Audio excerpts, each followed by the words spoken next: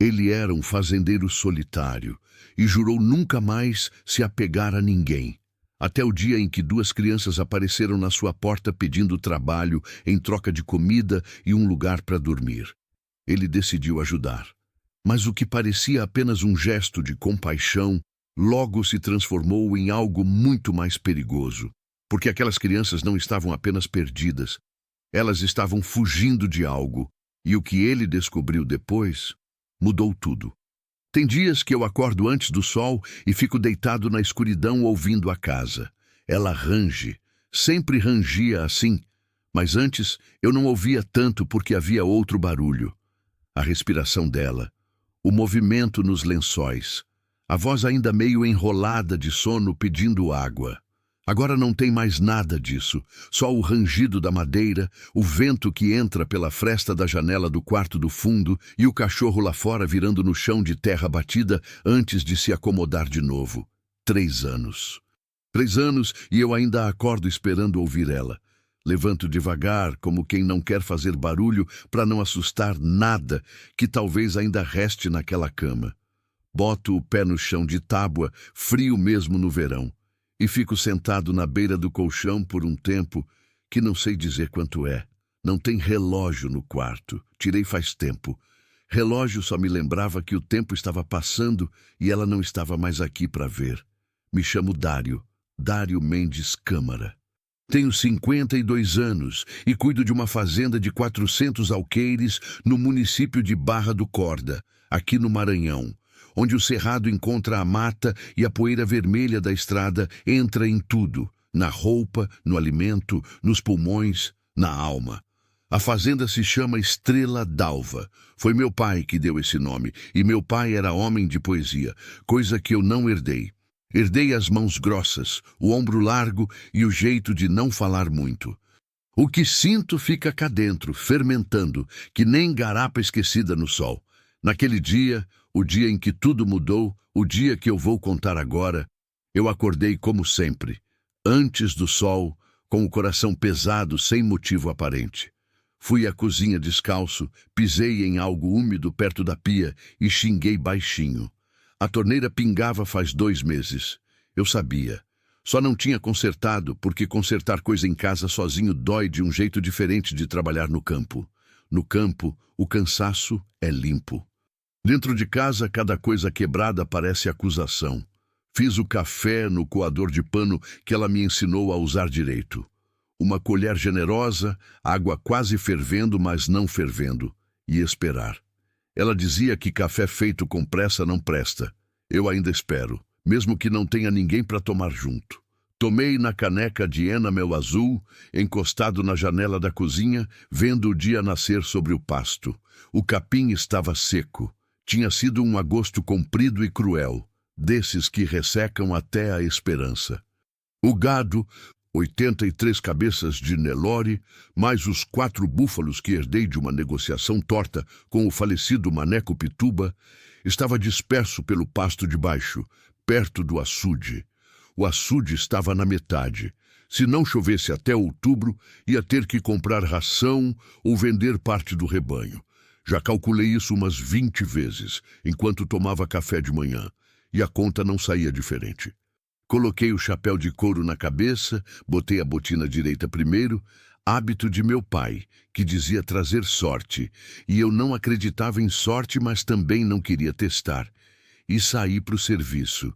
O céu estava daquele azul fundo de seca, sem uma nuvem, sem misericórdia. O sol ainda não tinha saído, mas já prometia castigo. O chão estava rachado em vários pontos do terreiro, com aquelas fendas finas que parecem cicatrizes. A terra fica assim quando fica tempo demais sem chuva. Ressequida, fechada em si mesma. Me entendo nela. Peguei o trovão, meu cavalo, um 1/4 de milha tordilho que já tem 10 anos, mas ainda anda com soberba, e fui vistoriar a cerca do lado norte, que o capataz Zé Cirilo tinha me dito que estava com arame frouxo em 2 pontos. Zé Cirilo vinha 3 vezes por semana me ajudar com o serviço mais pesado. Homem bom, de poucas palavras, que tinha o dom de entender quando eu queria silêncio e quando eu precisava de companhia sem saber pedir. Mas naquele dia era segunda-feira e Zé Cirilo só voltava na quarta. Eu estava sozinho. Fui pela estradinha de terra que corta o pasto, ouvindo o trote do trovão, o som seco das patas na terra dura. De cada lado, o capim-palha balançava num vento que não refrescava nada. Só movimentava o calor de um lado para o outro. Ouvi um carcará gritando lá em cima, aquele grito áspero e sem piedade, e não levantei os olhos para ver. Carcará aparecia quando alguma coisa estava morta, ou quase. Aprendi a não gostar desse grito. Consertei a cerca, 2 estacas novas, arame esticado, marreta. O suor escorria na testa e entrava nos olhos. Parei algumas vezes, tirei o chapéu, enxuguei o rosto com a manga da camisa, olhei o horizonte, aquela linha comprida e quieta onde o pasto encontra o céu, sem nenhum sinal de movimento, sem nenhuma promessa. Foi quando eu pensei nela de um jeito que doeu diferente. Não pensei na morte dela. Sobre isso eu já fiz as pazes. Ou pelo menos aprendi a não me debruçar em cima, porque abismo que você fica olhando, cedo ou tarde, te puxa. O que me veio foi uma cena pequena. Ela sentada na varanda da casa, descascando mandioca numa bacia de alumínio cor de prata, cantando baixinho uma música que eu nunca soube o nome. Aquela cena não tem nada de extraordinário. É só uma mulher descascando mandioca. Mas foi exatamente isso que me fez parar com a marreta na mão e ficar olhando o nada por um tempo longo. As coisas simples são as que mais pesam. Voltei para o serviço, terminei a cerca, almocei tarde, arroz, feijão, um pedaço de carne seca que eu mesmo fiz no sal. Comi em pé na cozinha, porque sentar à mesa sozinho ainda me custa algum esforço. À tarde, fui ao açude ver os búfalos, que ficam na água a maior parte do dia nesse calor. Eles me olharam com aqueles olhos enormes e calmos, e eu achei, não pela primeira vez, que búfalo tem sabedoria de bicho antigo. Não se agita, aguenta o calor parado, apenas existindo. Às vezes invejo isso. O sol começou a cair por volta das 5.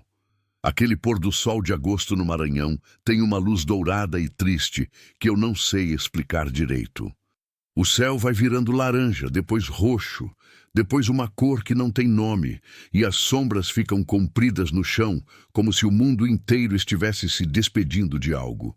Fiquei na varanda com o segundo café do dia, vendo isso acontecer, como faço todo dia, em silêncio. O cachorro, um vira-lata caramelo que eu chamava de boca preta por causa de uma mancha no focinho, começou a latir de repente. Não era latido de onça nem de cobra. Era diferente. Era o latido que ele fazia quando aparecia gente estranha. Levantei devagar, sem pressa. Visita a essa hora era coisa rara. A fazenda fica a 11 quilômetros do vilarejo mais próximo. A estrada de chão fica intransitável depois de uma chuva forte. E eu não era homem de ter visita frequente. Os poucos que vinham eram fornecedores. O veterinário uma vez por mês. Ou algum vizinho de fazenda que vinha tratar de negócio de gado. Mas não era dia de nenhum desses. Fui até a beira da varanda e olhei na direção da entrada. 2 vultos pequenos vinham pela estradinha de terra. Crianças. Andavam devagar, um do lado do outro, com aquele jeito de quem está cansado há mais tempo do que devia. O mais alto carregava uma mochila pequena nas costas, dessas de escola, com uma alça já rasgada amarrada com barbante. O menor caminhava com os braços um pouco dobrados, como se abraçasse o próprio corpo. Fiquei parado. Boca Preta foi até eles latindo, mas parou a uns 3 metros e farejou o ar. Depois, coisa estranha para um cachorro desconfiado, abaixou o focinho e recuou. Não latiu mais. As crianças pararam na entrada do terreiro. Era um menino e uma menina.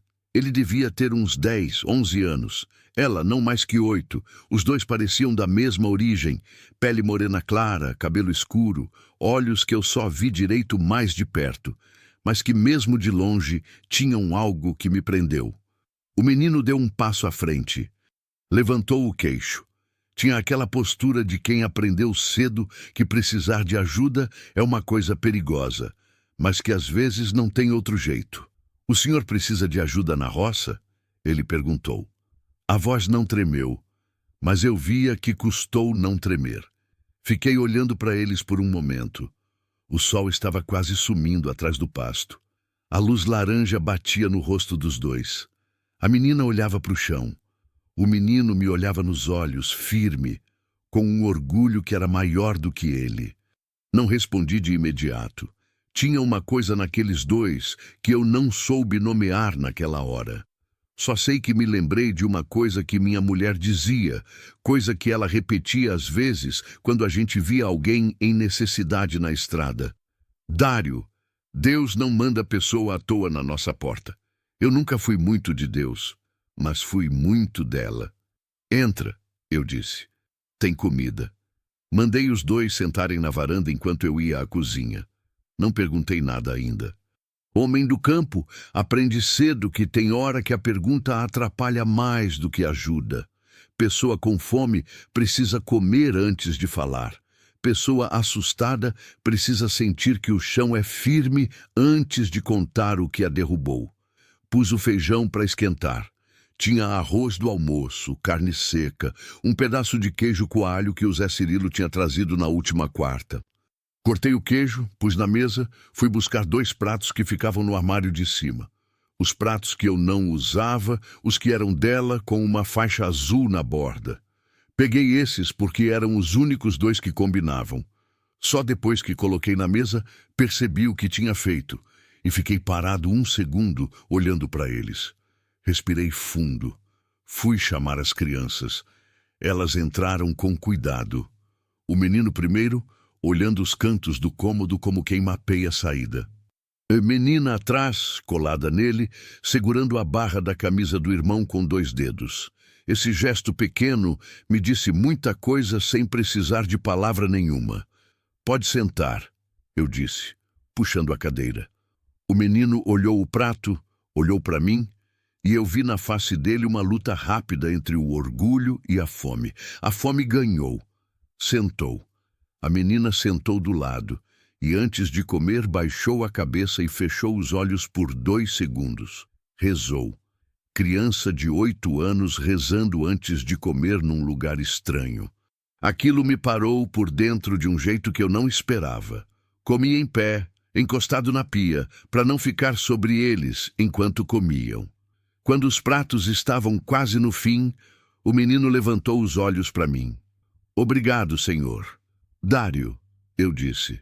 "Pode me chamar de Dário." Ele assentiu. Ficou quieto mais um pouco, passando o garfo no prato sem necessidade, aquele gesto de quem está pensando como começa uma conversa difícil. "Eu me chamo Mateus", ele disse por fim. "Ela é a Graça, minha irmã." A menina não levantou os olhos do prato, mas eu vi os ombros dela relaxarem um pouco quando o irmão falou o nome dela em voz alta, como se ouvir o próprio nome fosse uma confirmação de que ainda existia. "De onde vocês vieram?" perguntei. Direto, mas sem pressão. Mateus demorou. "Da estrada", ele disse. Eu soube que era mentira.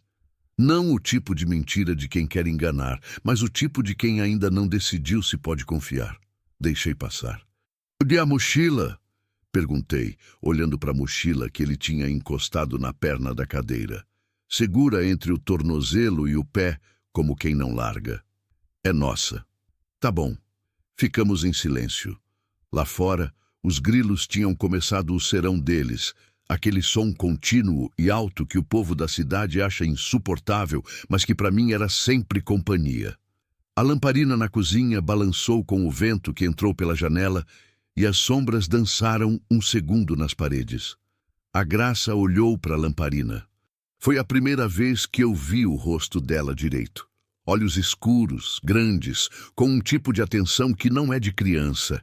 Era a atenção de quem aprendeu que o mundo muda rápido e sem aviso, e que é melhor ficar de olho. Tinha uma marca fina no queixo, cor de cicatriz velha. E no pulso esquerdo, quando o manga da camisa escorregou enquanto ela alcançava o copo d'água, eu vi. Não era cicatriz de queda. Era longa demais, fina demais, horizontal demais. Desviei o olhar rápido para não constranger. Mas o coração tinha acelerado. Vocês vão dormir aqui essa noite, eu disse. Não como pergunta. Mateus me olhou, aqueles olhos sérios de menino que teve que crescer rápido demais. O senhor não vai perguntar de onde a gente é? Vou perguntar quando você quiser contar. Ele ficou me estudando por um momento. Depois assentiu, devagar, com uma gravidade que não era de criança. Arrumei o quarto do fundo para eles. Era o quarto que a gente usava como depósito depois que ela foi. Cheio de caixas, ferramentas, um cobertor enrolado no canto. Limpei o que dava, pus 2 colchonetes no chão, busquei lençóis do armário. Os lençóis cheiravam a naftalina e a tempo parado. Sacudi bem. Quando fui deixar eles, a Graça já estava deitada, encolhida de lado, com os olhos fechados e a mãozinha embaixo do rosto. Mateus ficou sentado no colchonete, abraçando os joelhos. Dário, ele chamou, quando eu já ia saindo. Parei na porta. A gente não fez nada de errado, ele disse.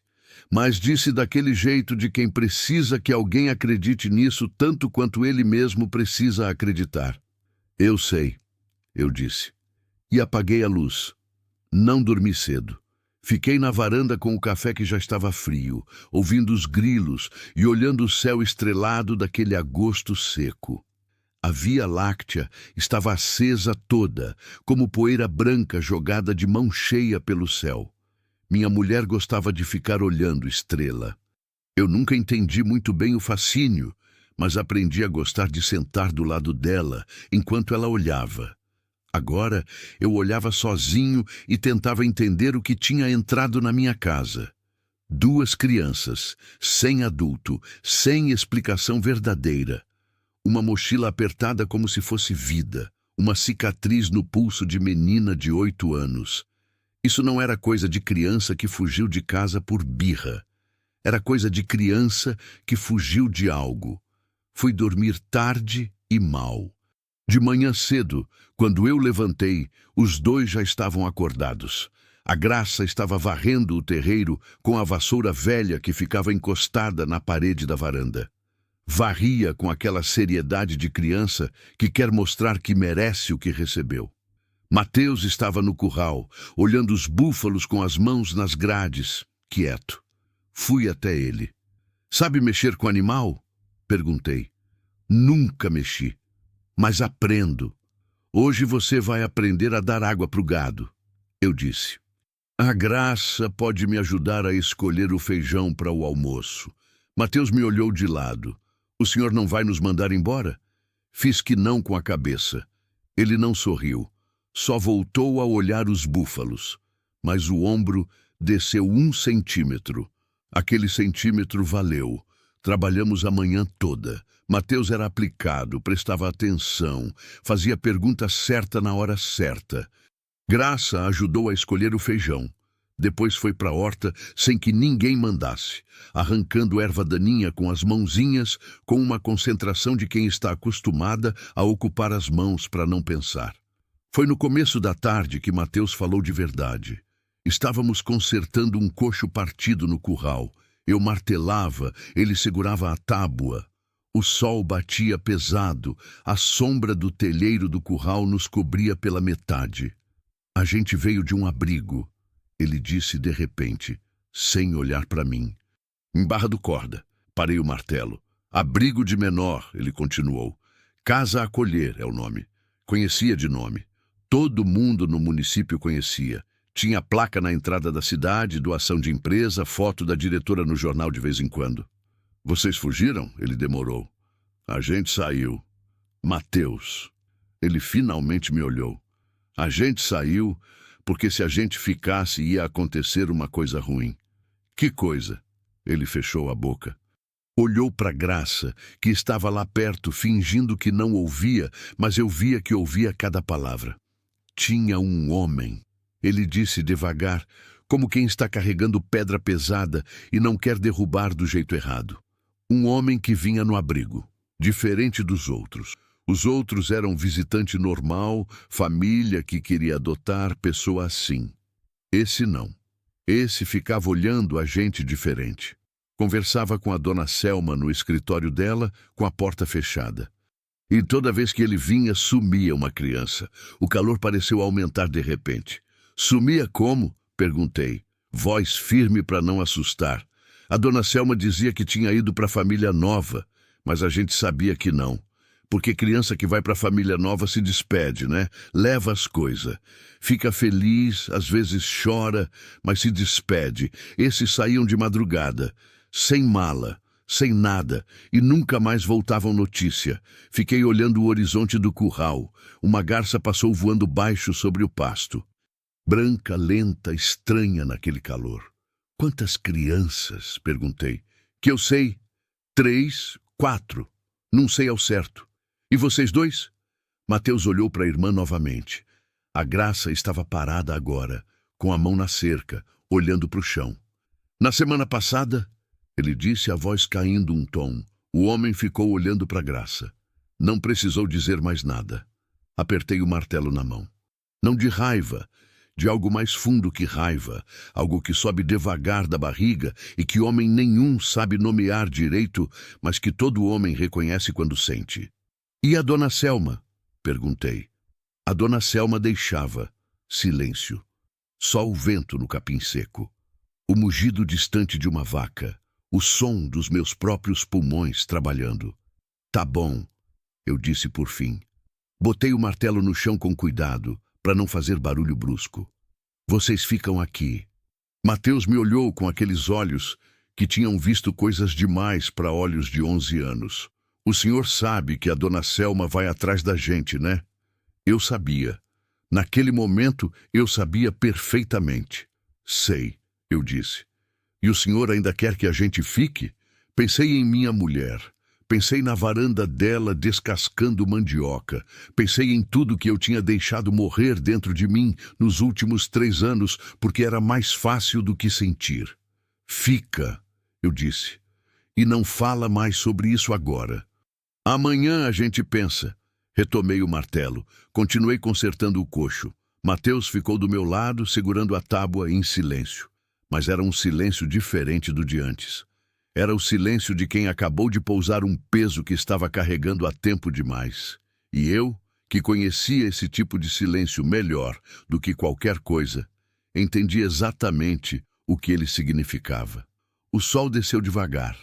A tarde esquentou e foi esfriando. Fizemos o jantar juntos os 3. Eu cortei a carne, Mateus mexeu o arroz, Graça pôs a mesa sem que ninguém pedisse, colocando os pratos com aquela borda azul com uma delicadeza que apertou meu peito. Depois do jantar, enquanto lavava a louça, ouvi a voz fininha da Graça pela primeira vez desde que chegaram. Ela estava na varanda, sentada no degrau, olhando o céu cheio de estrela. Cantava baixinho. Uma música que eu não conhecia, sem letra definida, só melodia. Suave, repetida, como se fosse uma oração que ela tivesse inventado para si mesma. Parei de lavar a louça. Fiquei ouvindo e pensei, minha mulher ia gostar dessa menina. E pela primeira vez em 3 anos, esse pensamento não doeu. Apenas ficou ali, quente e quieto no meio do peito. Na manhã da quinta-feira, o Zé Cirilo chegou mais cedo que o costume. Eu estava no curral com Mateus, ensinando ele a separar o gado por idade para vacinação, quando ouvi o ronco da caminhonete dele entrando pela estradinha de terra. Levantei a cabeça. Zé Cirilo nunca chegava antes das 8. Eram 7 e pouco. Ele desceu do carro com aquela pressa miúda de quem traz notícia e não sabe bem como entregar. Dário! Ele chamou ainda longe. Fui ao encontro dele. Deixei Mateus no curral. Zé Cirilo era um homem de 60 anos, seco como galho de aroeira, com bigode branco e olhos que pareciam sempre estar calculando distância. Não era homem de drama. Por isso, quando eu vi a expressão dele, alguma coisa no meu estômago virou. O que foi? Perguntei. Ele olhou para o curral, onde Mateus fingia que não estava prestando atenção, mas estava. Posso falar com o senhor lá dentro? Fomos para a cozinha. Zé Cirilo ficou de pé, recusou o café com um gesto de mão e foi direto. Ontem à tarde eu passei no armazém do Dedé para pegar o sal mineral, ele disse. Tinha um carro diferente lá parado. Um Hilux prata, placa de fora. 2 homens dentro, de roupa boa demais para a estrada de chão. Fiquei quieto, deixei ele continuar. O Dedé me contou que eles perguntaram sobre fazenda aqui no ramal. Perguntaram pelo nome. Fazenda Estrela d'Alva. Falaram assim, pelo nome. O silêncio na cozinha ficou denso. Perguntaram por mim? Pelo senhor e se o senhor tinha... Ele hesitou. Se tinha criança aqui. Senti o suor frio descer pela espinha apesar do calor. O Dedé falou? O Dedé disse que não sabia de nada. Mas o Dedé tem boca frouxa quando aperta, Dário. Todo mundo sabe disso. Fiquei olhando o tampo da mesa. A madeira velha, escura, com aquela marca de caneca que estava lá desde antes da minha mulher, deixada por meu pai num dia qualquer que ninguém mais lembrava. Obrigado, Zé. O senhor me conta o que está acontecendo? Contei. Resumido, sem enfeite. Zé Cirilo me ouviu sem interromper, com aquela imobilidade de quem sabe que palavra no lugar errado estraga o fio da história. Quando terminei, ele ficou quieto por um tempo que pareceu longo. Casa a colher, ele repetiu devagar. A dona Selma Borges. Conhece? Conheço de nome. Todo mundo conhece. Ele torceu o bigode, gesto que fazia quando estava pesando coisa séria. Essa mulher tem amigo na delegacia, Dário. Tem amigo na Câmara dos Vereadores. Dizem que o marido dela foi secretário de alguma coisa lá no estado. Eu sei. O senhor está protegendo criança que fugiu de abrigo registrado. Do ponto de vista da lei, o senhor pode ser acusado de sequestro. A palavra caiu na cozinha como pedra em poço fundo. Eu sei, eu disse de novo. E ainda assim, olhei pela janela. Graça estava no jardim da frente, aquele jardim que eu tinha deixado morrer depois que minha mulher foi, todo mato e seco. Ela tinha puxado uma cadeirinha para lá e estava sentada, com um graveto na mão, desenhando no chão de terra. Desenhando com aquela concentração séria, a língua um pouco para fora do canto da boca. E ainda assim, eu disse. Zé Cirilo olhou para onde eu estava olhando. Ficou em silêncio mais um pouco. Então, o senhor vai precisar de ajuda, ele disse por fim. Não de mim, que sou velho e lento, mas eu conheço gente. Que tipo de gente? Tem uma mulher em São Luís, advogada. Filha de um amigo meu de infância que morreu faz anos. Ela trabalha com criança, com direito, com esse tipo de coisa. Já enfrentou gente grande antes. Zé, deixa eu tentar o contato. Antes que eu pudesse responder, o Boca Preta começou a latir lá fora. Não o latido de visita, o outro, o que arrepiava. Os dois nos olhamos. Fui até a janela da sala com cuidado, sem fazer barulho. Encostei na parede e espi pela fresta da cortina. Um carro tinha entrado pela estradinha de terra. Não era o Hilux prata. Era um carro branco, sedã, com aquele ar de carro oficial, sem ser carro oficial. Sem placa de repartição, mas limpo demais, com aquela limpeza de quem quer parecer neutro, mas não é. Parou no terreiro. A porta do motorista abriu. Desceu um homem de camisa social, 40 e poucos anos, cabelo penteado. Depois, a porta do passageiro. E desceu ela. Eu nunca tinha visto a dona Selma Borges pessoalmente, mas eu a reconheci de um jeito instintivo, da mesma forma que se reconhece temporal chegando no horizonte, mesmo quando o céu ainda está parcialmente azul. Era uma mulher de uns 50 anos, cabelo escuro preto e liso, roupas que custavam mais do que meu mês de trabalho e um jeito de andar que dizia que ela estava acostumada a entrar em lugares e encontrar as coisas do jeito que queria. Fui até a varanda antes que ela chegasse na porta. Mateus tinha saído do curral e estava parado no meio do terreiro, rígido como estaca. Mateus, eu disse com voz baixa, mas firme. Entra em casa, leva sua irmã e vai para o quarto dos fundos.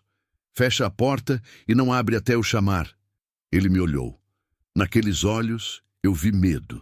Medo de verdade, o tipo que a gente sente quando algo que estava só na cabeça de repente vira real e toma forma no mundo. Vai, eu disse. Ele foi. Pegou Graça pelo braço, que largou o graveto no chão do jardim, e os dois entraram pela porta dos fundos.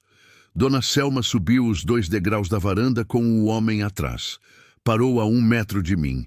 Sorriu. Era um sorriso que não chegava nos olhos.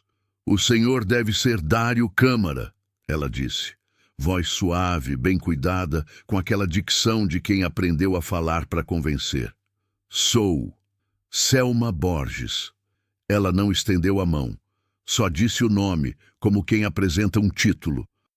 Sou diretora da Casa Acolher, em Barra do Corda. Tenho certeza que o senhor sabe por que estou aqui. Tenho uma ideia. Ela inclinou a cabeça levemente. 2 crianças sob minha responsabilidade estão desaparecidas desde anteontem. Mateus e Maria das Graças Ferreira. Tenho razão para crer que estão aqui. Por que creria isso? Porque o senhor é a fazenda mais próxima do caminho que eles tomaram, e porque o senhor tem fama de ser homem de coração bom. Ela disse isso sem ironia aparente, mas havia algo por baixo que era exatamente ironia. Eu não vim aqui para criar problema, Dário. Vim buscar as crianças. Elas pertencem ao abrigo enquanto o processo de tutela não for resolvido. É a lei. A lei, eu repeti. A lei. Ela deixou a palavra pousar. E eu teria muito pena que um homem honesto como o senhor se visse em situação complicada por ter ajudado sem querer prejudicar. O senhor entende? Entendida a ameaça. Traduzida, limpa e clara. Eu estava com as mãos nos bolsos da calça. Senti os dedos fecharem devagar, sem que eu mandasse. Não tem criança aqui, eu disse. O sorriso dela não mudou, mas os olhos mudaram. Ficaram mais frios, mais calculados. O senhor tem certeza? Tenho. Ela ficou me olhando por um momento. O homem atrás dela não tinha falado nada ainda. Estava parado com os braços cruzados. E eu percebi que ele não era assessor. Era o tipo de homem que fica 2 passos atrás e fica quieto justamente porque não precisa falar. Tudo bem, ela disse por fim. Vou aceitar a palavra do senhor. Abriu a bolsa, tirou um cartão, estendeu para mim. Se o senhor se lembrar de alguma coisa, ou se aparecer alguma coisa por aqui, me liga. Pessoalmente, antes de ligar para qualquer outra pessoa. Peguei o cartão. Bom dia, Dário. Ela desceu os degraus, entrou no carro. O homem entrou depois. O carro deu ré devagar. Saiu pela estradinha de terra, levantando aquela poeira vermelha que ficou suspensa no ar por um tempo depois que o carro sumiu. Fiquei na varanda olhando a poeira baixar. Zé Cirilo apareceu ao meu lado. Tinha ficado na sombra da lateral da casa o tempo todo. E aí? Ele disse. Olhei o cartão na minha mão. Joguei no chão. Liga para essa advogada sua, eu disse. A advogada se chamava Renata Drummond. Zé Cirilo conseguiu o número dela naquela mesma tarde e me passou num papel dobrado, como se fosse coisa que não podia ser dita em voz alta. Liguei do celular velho que eu carregava só por emergência, porque o sinal na fazenda era ruim e eu tinha aprendido a não depender de telefone. A ligação caiu 2 vezes antes de completar. Na terceira, ela atendeu. Expliquei tudo em menos de 5 minutos, do jeito mais direto que consegui. Ela ouviu, sem interromper, e quando terminei ficou em silêncio por uns 10 segundos, que pareceram muito mais. O senhor tem alguma prova do que as crianças relataram? Ela perguntou. Tenho a palavra deles. Palavra de criança tem peso judicial. Mas não é suficiente sozinha. Eu preciso de mais. Ela falou rápido, mas não era a pressa de quem quer se livrar. Era a pressa de quem está pensando enquanto fala. O senhor disse que a menina tem cicatriz. Eu preciso de um laudo médico. E preciso que as crianças falem com uma assistente social de confiança fora do circuito municipal de Barra do Corda. Por que fora? Porque se Selma Borges tem influência na polícia e na Câmara, provavelmente também tem no Conselho Tutelar local. Uma pausa. O senhor confia em alguém fora do município? Pensei. Tinha um médico em Imperatriz, colega de infância do meu cunhado, que eu tinha ajudado uns anos atrás num negócio de terra. Homem de bem. Devia-me um favor que nunca tinha cobrado. Tenho um contato em Imperatriz. Isso fica a quanto de distância? Umas 4 horas de estrada. O senhor consegue chegar lá com as crianças? Consigo. Mas se eu sair de dia, serei visto. A estrada passa pelo vilarejo. Silêncio. De noite tem como sair? Tem uma estrada velha pelo fundo da propriedade. Não usa faz anos, mas passa. Sai num ramal que encontra a BR mais à frente. Pula o vilarejo. Então sai de noite, ela disse. Direta, sem romantismo. Assim que o senhor chegar em Imperatriz, leva as crianças para o médico e me manda o laudo. Eu entro na justiça com uma medida protetiva ainda amanhã, se conseguir o documento. E se eles vierem antes? Outra pausa, menor dessa vez. O senhor tem como se manter invisível até anoitecer? Tenho. Então faz isso. Desliguei. Fui até o quarto dos fundos. Bati de leve. Abri. Os dois estavam sentados no colchonete, encostados um no outro. Graça dormia com a cabeça no ombro do irmão. Mateus estava acordado, olhando o teto. Mateus, eu disse baixo. Ele me olhou. A gente vai ter que viajar essa noite. Os dois precisam ficar prontos. Mochila, tudo que tem. Fiz uma pausa. Mas antes de qualquer coisa, preciso que você me conte tudo o que sabe. Tudo mesmo, não o resumo, tudo. Ele olhou a irmã dormindo, passou a mão devagar no cabelo dela, um gesto de irmão mais velho que era mais maternal do que ele provavelmente percebia. Então me contou. Demorou quase 1 hora. E enquanto ele falava, sentado naquele colchonete no chão do meu quarto de depósito, com a lamparina jogando sombras tortas nas paredes, eu entendi que o que Mateus carregava naquela mochila pequena com alça de barbante não era roupa, era prova. Ele tinha guardado um caderno escolar, de capa preta, onde ao longo de meses tinha anotado datas, nomes, descrições. Tinha o nome do homem que visitava o abrigo. Tinha as datas em que as crianças sumiram. Tinha o nome de uma delas, Joelma, 7 anos, que ele tinha ouvido a dona Selma mencionar pelo telefone junto com um número que parecia valor em dinheiro. O menino de 11 anos tinha feito sozinho e com medo, o que adulto nenhum tinha feito por ele. Segurei o caderno na mão. Estava com as mãos levemente tremendo, não de medo, de algo mais complicado que medo. Você guardou tudo isso, eu disse. Aprendi com a escola. A professora dizia que escrita é memória. Que o que você escreve não esquece. Fiquei olhando o caderno. Vou guardar isso junto com a mochila, eu disse. Não deixo sair do meu lado. Palavra. Ele assentiu, com aquela seriedade, com aquele excesso de seriedade que me doía ver numa criança. Passei o resto do dia fingindo rotina. Alimentei o gado, busquei água, sentei na varanda no fim da tarde. Qualquer um que estivesse observando de longe ia ver um fazendeiro num dia comum. Mas por dentro eu estava fazendo conta, medindo risco, planejando saída. Zé Cirilo ficou, disse que ia dormir no banco da caminhonete. Eu disse que não precisava. Ele disse que já tinha decidido e que eu podia guardar minha opinião. O jantar foi quieto. Graça comeu pouco. Mateus comeu sem gosto, mecanicamente, os olhos num lugar que não era a mesa. Depois que os dois foram para o quarto, me sentei na varanda e olhei o céu. Tinha mudado. O azul de seca tinha sumido. Lá no oeste, no lado de lá do pasto, havia uma massa escura crescendo devagar. Nuvem de chuva. O tipo que vem de longe, pesado e decidido. O ar tinha esfriado 2 graus. O cheiro da terra seca estava mudando, ficando mais pesado, aquele cheiro de terra que está prestes a receber água, que é um cheiro que não tem igual no mundo, terra prometendo abrir. Pensei, chuva boa ou chuva ruim? Às vezes as duas coisas. Fui acordar os dois à meia-noite. Eles levantaram sem reclamar, sem sono, como se não tivessem dormido de verdade. Me perguntei se tinham dormido alguma coisa nos últimos dias. Vão com calma, eu disse. Sem barulho, direto para o carro. A caminhonete era velha, um S10 de 2003 que fazia barulho demais no motor frio.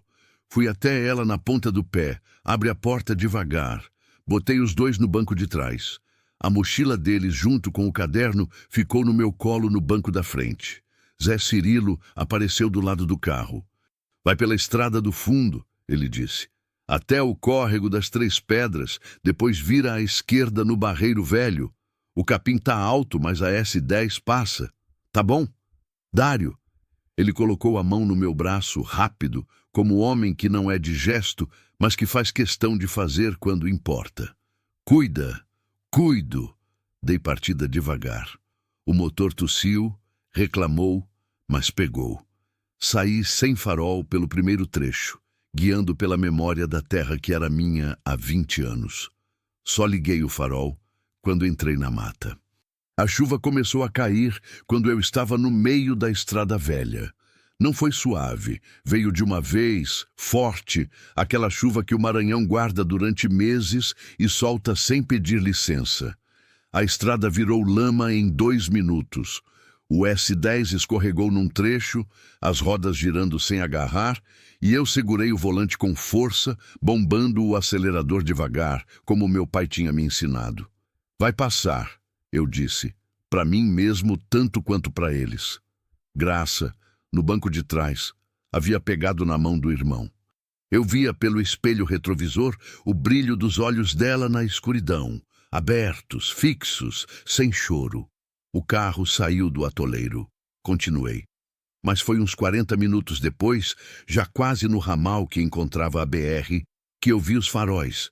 Atrás de mim, 2 pontos de luz amarela na chuva. Longe ainda, mas na mesma estrada. Aquela estrada que ninguém usava. O estômago desceu. Mateus, eu disse, com a voz mais calma que consegui. Deita no banco. Você e sua irmã, deitados, não levanta. É eles. Não sei. Deita.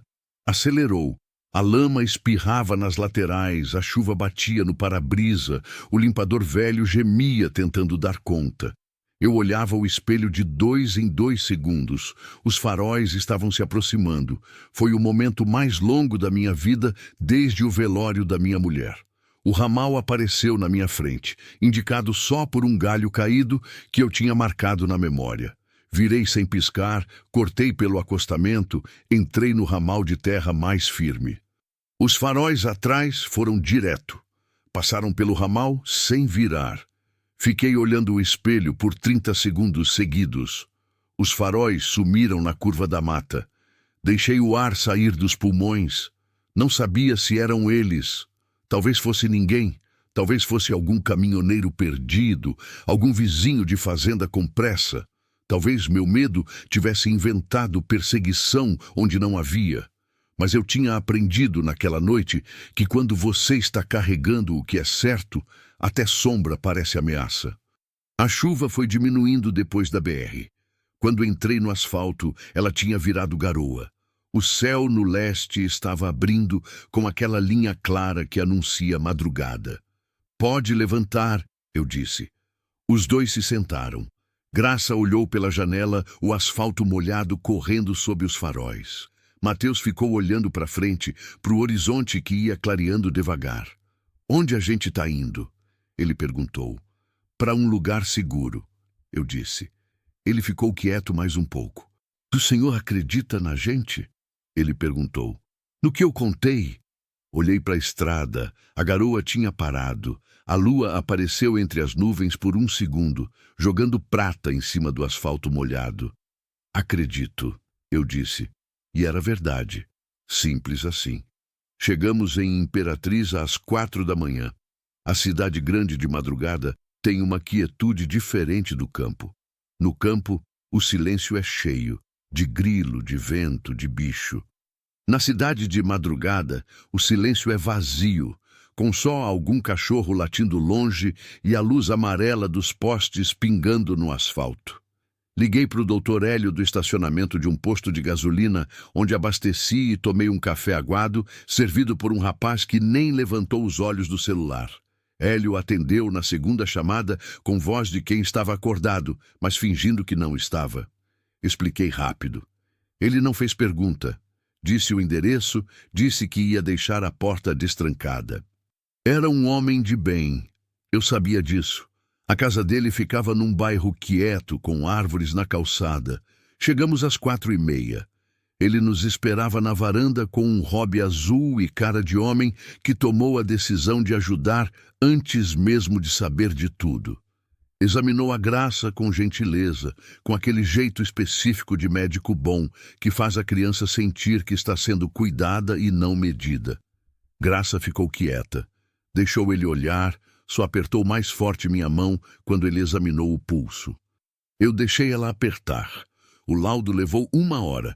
Hélio fotografou tudo, descreveu tudo, assinou com CRM e carimbo. Isso não foi acidente, ele me disse na cozinha, enquanto os dois estavam na sala assistindo televisão pela primeira vez em semanas, segundo Mateus, que ficou olhando a tela como se fosse milagre. As marcas no pulso são antigas, de contenção, não de queda. E ela tem uma fratura mal curada no indicador direito que ninguém tratou direito. Ele me olhou por cima dos óculos. Dário, o que esse caderno tem lá dentro? Abri o caderno do Mateus na mesa da cozinha. Hélio leu em silêncio. Com cada página virada, a expressão dele ia ficando mais fechada. Aquela expressão de médico que aprendeu a não deixar o que vê no trabalho aparecer no rosto, mas que às vezes não consegue. Quando terminou, fechou o caderno devagar. Você precisa chegar nisso a um promotor, ele disse. Não delegacia. Promotor. Direto. A advogada já está trabalhando nisso. Bem, ele empurrou o caderno na minha direção. Tira foto de cada página, agora. Manda para ela e guarda uma cópia em outro lugar. Fiz isso ali mesmo, com o celular. Página por página, enviando por mensagem para Renata Drummond, que respondeu às 5 da manhã com um único, recebido, trabalhando. Fomos dormir um pouco na casa do Hélio. Ele insistiu. Tinha 2 quartos livres. Deite num colchão que não era o meu, numa cidade que não era a minha, com o celular no peito, e tentei dormir. Não consegui de imediato. Fiquei pensando no caderno, em Mateus, escrevendo à noite, escondido, com letra de criança que ainda estava aprendendo a segurar o lápis, registrando o que nenhum adulto ao redor dele tinha coragem ou interesse de registrar. Pensando em Graça, com a fratura mal curada no dedo. Em Joelma, 7 anos, que tinha virado número numa conversa telefônica. Fechei os olhos com força, e então, com o cansaço pesando nos ombros, dormei. Acordei com o celular vibrando. Era Renata. Consegui a medida protetiva, ela disse sem preâmbulo. Os 2 estão sob proteção judicial a partir de agora. Nenhuma instituição pode retirá-los de você sem ordem expressa de juiz. E eu já protocolei a representação criminal contra Selma Borges e o abrigo na promotoria do Estado. Fiquei sentado na beira da cama processando isso. Vai resolver? Perguntei. Uma pausa. O promotor que recebeu é bom. Eu o conheço. E o caderno do Mateus? Ela pausou com algo na voz que não era bem emoção, mas chegava perto. É o tipo de documento que faz diferença. O menino é muito metódico. Ele é. Eu disse. Vai levar tempo. Essas coisas sempre levam. Mas a Selma Borges não vai conseguir mover mais nada judicialmente sem que caia em cima dela. O escudo virou na direção certa. Desliguei. Fiquei olhando a parede do quarto do Hélio por 1 minuto. Depois levantei, fui até a sala. Mateus estava acordado, sentado no sofá com o caderno no colo. Ele tinha pego de volta da mochila. Estava olhando a capa, aquela capa preta gasta, com o dedo passando pela borda como quem toca coisa que custou muito. Mateus, eu disse. Ele levantou os olhos. Funcionou, eu disse. A advogada entrou na justiça. Vocês dois estão protegidos. Ele ficou muito quieto. Eu esperava alguma coisa. Alívio, choro, algum tipo de reação visível. Mas ele ficou só quieto, olhando para mim, e demorou uns 10 segundos longos para qualquer coisa aparecer no rosto dele. Quando apareceu, foi simples. Só os olhos ficaram brilhando, e ele pressionou os lábios como quem está impedindo alguma coisa de sair. E agora? Ele perguntou. Agora a gente vai tomar café, eu disse. E depois a gente pensa no resto. Ele assentiu. Graça apareceu na porta do quarto, cabelo bagunçado, olhando para mim com aquela expressão dela, séria e atenta. E aqui, tem café? Ela perguntou. Era a terceira frase que ela dizia para mim desde que tinha chegado. Contei. Tem, eu disse. Ela entrou na sala e foi sentar do lado do irmão, encostou a cabeça no ombro dele e ficou olhando a janela onde a manhã de Imperatriz entrava com aquela luz branca de cidade. Fui fazer o café e me peguei na cozinha do Hélio com um sorriso no canto da boca. Pequeno, meio sem querer, do tipo que aparece quando a gente não está prestando atenção nele mesmo. Foi à tarde, enquanto Renata nos orientava a ficar em Imperatriz por mais alguns dias até a situação se consolidar, que Mateus me procurou no quintal do Hélio. Eu estava sentado numa cadeira de plástico, olhando o muro, tomando o terceiro café do dia. Ele ficou de pé ao meu lado por um tempo antes de falar. O senhor vai nos mandar para o abrigo de novo? Ele perguntou. Quando tudo isso acabar. Olhei para ele. Tinha uma coisa nessa pergunta que era mais funda do que as palavras. Era a pergunta de quem já foi entregue antes, de quem já acreditou em adulto antes e aprendeu como dói quando esse adulto some ou manda embora. Eu não sou homem de promessa fácil. Aprendi o preço da promessa não cumprida do jeito mais duro possível. Por isso demorei antes de responder. Pensei na fazenda vazia, nos 2 pratos de borda azul que ficavam no armário de cima, no jardim que Graça tinha começado a mexer com um graveto, no Mateus de pé no curral, olhando os búfalos com aquela seriedade de homem em corpo de menino. Pensei na minha mulher. No que ela teria dito, no que ela teria feito. Não, eu disse. Mateus me olhou. Não vou mandar vocês a lugar nenhum. Fiz uma pausa. Se vocês quiserem ficar. Ele ficou quieto. Então sentou no chão ao lado da minha cadeira, cruzou as pernas e ficou olhando o mesmo muro que eu estava olhando. Não disse mais nada. Eu também não. Mas ficamos ali, os dois, por um tempo que valeu mais do que muito discurso. Voltei para a Estrela d'Alva 12 dias depois. A Renata tinha conseguido a guarda provisória em 6 dias. Prazo absurdo que ela atribuiu a uma combinação de caderno impecável, laudo médico sólido e a sorte de ter caído num promotor que não devia favor a ninguém naquele município. A dona Selma Borges foi intimada. O abrigo foi colocado sob intervenção do Estado. O homem cujo nome estava no caderno do Mateus foi identificado e estava sendo investigado. Não era o fim. Renata foi honesta sobre isso. Disse que ia levar meses, talvez anos, que havia recursos, havia influência, havia caminho longo.